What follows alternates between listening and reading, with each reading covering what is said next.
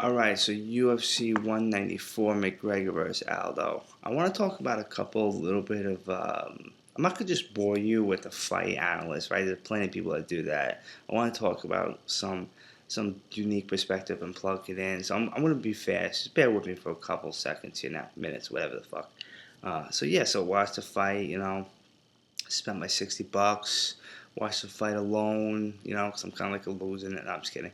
But so my $60. And by the way, why they gotta charge us so much fucking money? The people, the average goddamn working man.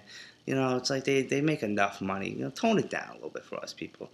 No, I'm just kidding. So anyway, so the fight, pretty incredible. Real major shock factor. There, 13 seconds. I mean, really, you didn't expect somebody like Aldo to lose that fast.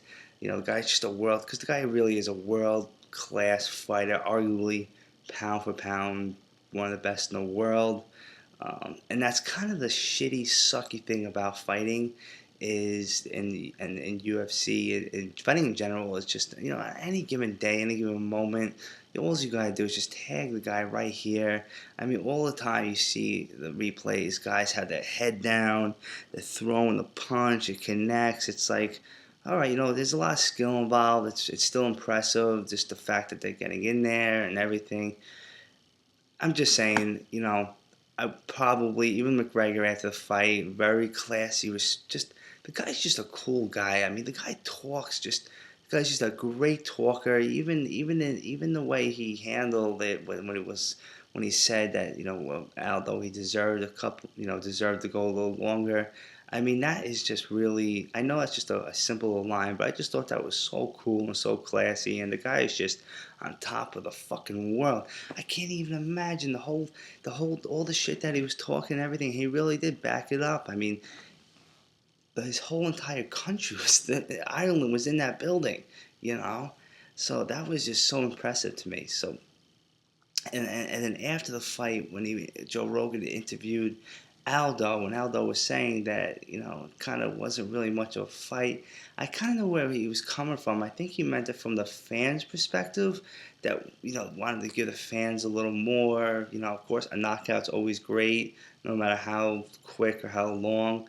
But I think he just kind of wanted to, you know, you got like all those months and all those tours and everything. In 13 seconds, it's over. It's just I don't know. I kind of understood where he was coming from a little bit. And of course, Joe Rogan kind of, his expert opinions and correcting people. And it was very much of a, well, Joe, why don't you give the guy a little fucking break here, And I don't want to say anything too bad about Joe Rogan because he is the best at what he does. He's pretty irreplaceable. That's kind of where I think he was coming from. So, whatever. And just to jump before the fight, when McGregor was coming out, man, did that guy look? I'm so impressed with the fact that this guy looked. He just looked like he just got a blowjob, ate a fucking 5-star meal, took a nap, woke up, walked out. I mean, the guy looks so fresh and so good. Incredible, amazing. And of course, Aldo comes out. He's got his head down. He just, you could see his body language. I don't know. It just didn't seem like he really was embracing the moment. So that was kind of shocking to me too. Whatever. Congratulations, McGregor. Well fucking backed up and everything. And obviously the UFC, Dana White, Lorenzo, sucking his cock. They love this guy. I mean, the guy really is. He talks on another level. Looks, has a cool look and everything. So, hey, listen, can't wait to see the next one.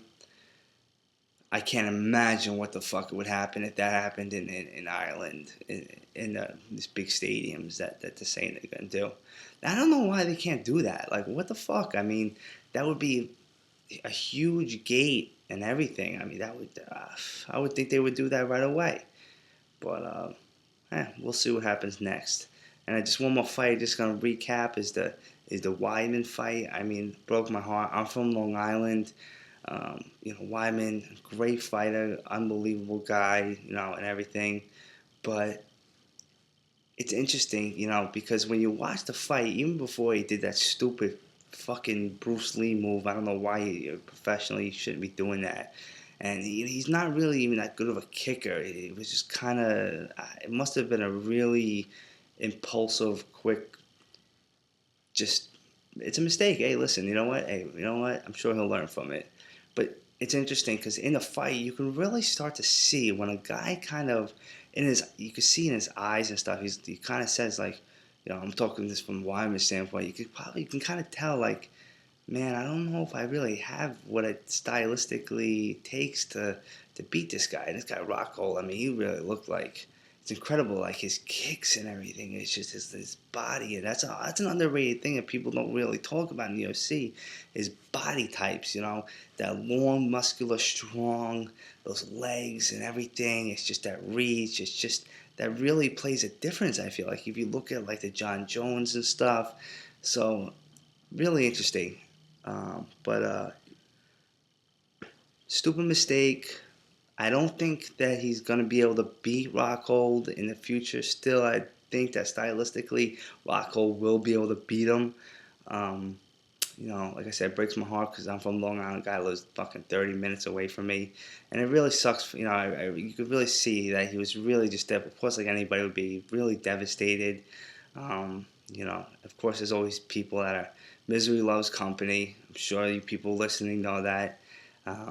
So I'm sure he'll be back, but I don't see him beating. I'm just giving my honest opinion. I just don't see it happening.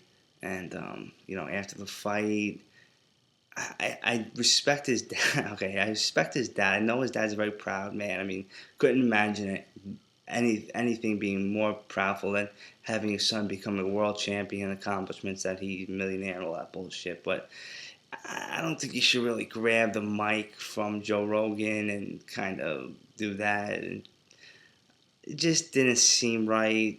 I don't know. Maybe I'm out of line. Maybe I'm not. But you could be proud of your son, but people don't really want to. And I say this all this stuff. People don't want to hear what you have to say after the fight. Just move on. I mean, even if he says something like really quickly, like my son just forgot to thank the fans and everybody. I just want to do that for him, and something like that. Still my boy. No, it's not gonna work. All right, bye.